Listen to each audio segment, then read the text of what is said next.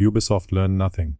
Somehow, after years of complaints, refunds, bug compilations, apology posts, forum essays, and tired players explaining the same failures again. It's the ultimate corporate flex, spending millions to build a robot that understands your vibe, because they've spent a decade ignoring your actual feedback. Apparently, this is Ubisoft's first playable generative AI experience, not a rumor, fake leak, or a Discord slop. Officially, they said it themselves, which makes this funny and exhausting. Look, the company famous for checklist maps has now built a checklist machine that talks back. Pause there, because that sentence should not feel as accurate as it does. Basically, Teammates is a first-person shooter prototype where your AI squadmates respond to voice commands. Those bots can react during combat, follow instructions, and supposedly adapt to your mood, slang, and tone. Imagine yelling "move left" while two digital soldiers decide whether you sound confident, tilted, or dead inside. Somehow, Ubisoft built squadmates that may understand you better than Ubisoft support. Quickly, before anybody starts screaming that Far Cry is dead and every villain will be a chatbot, slow down. Already, people are treating this like confirmed Far Cry 7 gameplay, and no, that is not confirmed. Currently, Ubisoft confirmed the AI project exists. Importantly, Ubisoft has not confirmed Teammates is Far Cry 7. Rumors say Far Cry testing involved AI prompts, but testing a thing is not shipping a thing. That's the problem. Everyone wants the clean villain version because it is easier to dunk on, but sloppy criticism lets Ubisoft dodge the real criticism. Ubisoft keeps answering design failure with another system. Meet Jaspar, the AI babysitter, because apparently the game needs a headset hall monitor. He can call you by name, point at threats, explain lore, remind you what to do, and move hard elements. Admittedly, on paper that sounds useful. I get what they're saying, but why does the game need an AI butler to explain itself? Display the polished demo for 2 seconds, with Jaspar marking enemies and moving menace calmly.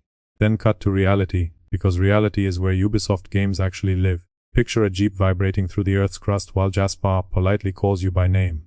Add a floating rifle, a frozen guard, a floor-buried marker, and one NPC spinning like a haunted fan. Wonderful, your AI companion understands your mood while the physics engine leaves the planet.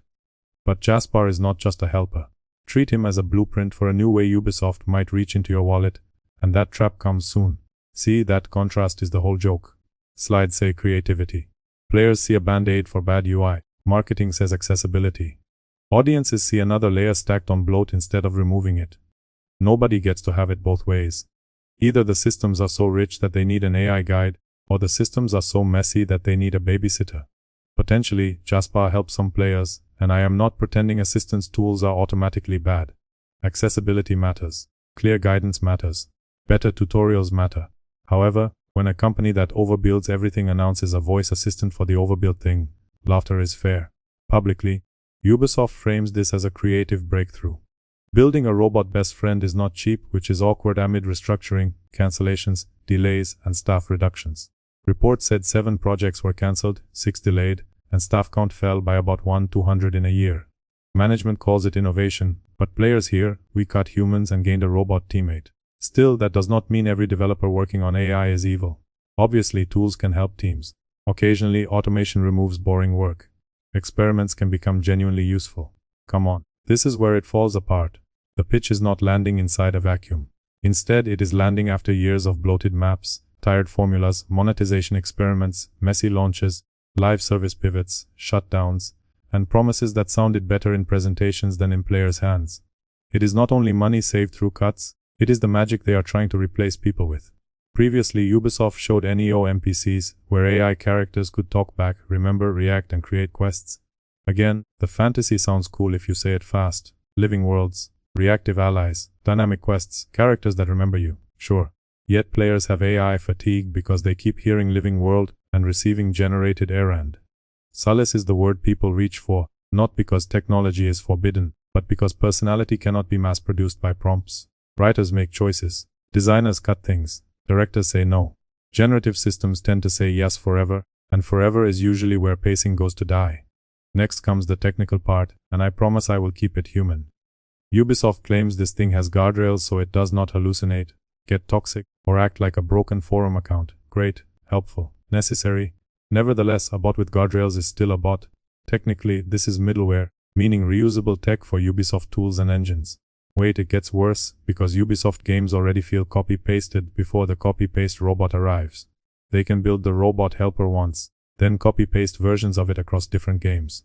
Show that visually. Animate the same generic robot head onto boxes labeled Assassin's Creed, Far Cry and Ghost Recon. Make each box smile the same dead smile. There, that is the fear. Executives hear efficiency. Consumers hear the death of the handcrafted secret. Investors hear scalable integration. Fans hear fewer weird huts, fewer strange notes, fewer tasteful companions, and more franchise glue. No player buys a game hoping the mystery feels optimized. Worse, every AI pitch now sounds like a future bill. Today it is a prototype. Tomorrow it is premium companion voices, seasonal personality packs, branded banter, and a subscription to personality. Early, this is how the wallet trap usually starts, with harmless language, optional systems, little convenience promises, a friendly mascot, a harmless toggle, a cosmetic test. Then suddenly the whole design bends around selling the thing that was supposed to help you. Later, the store does not look like a store. It looks like support, personalization, accessibility, and fun, which is exactly why people get suspicious. Exactly, that is the scam shape. Yes, maybe that sounds dramatic. Likewise, players know corporate greed dressed as convenience. Remember how every live service pain point somehow finds a store page. Recall how every annoyance becomes a paid shortcut.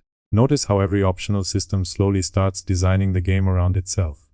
So when Ubisoft says, "Here is a talking teammate," people do not just hear a feature. Spectators hear a door where money might be inserted later. Extra reality check, because this is where the sales pitch starts wobbling. Outside the demo, voice systems usually hate noise, accents, cheap microphones, background fans, and one friend eating chips on Discord. What if the bot misses cover me as recover me and starts giving therapy during a firefight? Funny once. Annoying forever. Teams can tune that, sure, but polished demos hide ugly edges.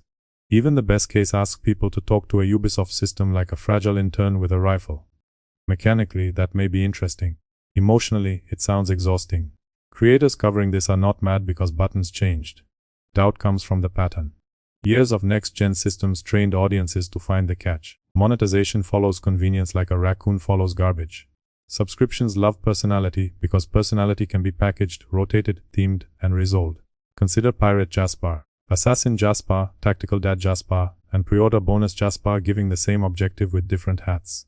Suddenly, the helpful friend becomes a storefront with knees. Conveniently, each version sounds personal while doing nothing personal. Brilliant, in the bleakest possible way. Forums were not exactly stunned with wonder. Reddit mocked it as a rail shooter with two talking NPCs, while others joked it felt groundbreaking only before the late 1990s. Granted, forums are not a scientific survey. Mood-wise, they still show the room. People were not terrified. They were tired. Apathy hurts more than outrage, because anger means somebody still expects better. By the time a company reveals the future and the audience shrugs, the marketing department has a problem. Now, let me be fair for 1 second, because there is a fair point here. Games have used companion systems forever. Voice commands are not inherently bad. AI assistants could help players with menus, memory, reaction speed, or mission tracking. Developers experimenting with tools are not the enemy. Good implementation could produce 1 or 2 genuinely surprising moments. Acknowledging that does not require swallowing the whole sales pitch. Corporations hate that part. Somebody can say an idea has potential while this version smells like cost-cutting wearing a friendship mask. Anyone can say tech is interesting while asking why basics remain shaky. Critics can say AI teammates might help while normal teammate AI acts hired yesterday. Make allies competent and enemies believable. Make missions less copied and maps worth exploring. Rapid-fire montage over Assassin's Creed bloat, Far Cry outposts, Ghost Recon fog, broken launches, numb combat, and leftover quests, pattern established. Publishers keep selling architecture when players ask for trust. Frameworks multiply. Engagement expands. Personalization spreads. Executive poetry keeps flowing. Meanwhile, the average player wants a mission not assembled from spare parts. Before March 2029, Ubisoft says new Assassin's Creed, Far Cry, and Ghost Recon entries are coming. Focus there. Assassin's Creed needs purpose, not a creed. Far Cry needs danger, not louder chaos. Ghost Recon needs tactical identity, not a chatbot wearing night vision. Across all three, players want fewer machine promises and stronger design choices.